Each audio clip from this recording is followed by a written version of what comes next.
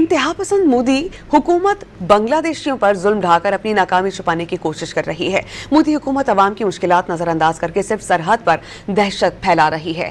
आलमी जरीदे अल जजीरा के मुताबिक बांग्लादेशी खवातीन और बच्चों को भारतीय फोर्सेस ने बगैर खाना पानी के सरहद पर छोड़ दिया। भारतीय सरहदी फोर्सेस ने बांग्लादेशी महाजरीन को 11 दिन कैद रख कर रात को सरहद पर फेंका। सरकारी कागजात वाले बांग्लादेशियों को भी बेरहमी से सरहद पार भेज दिया गया।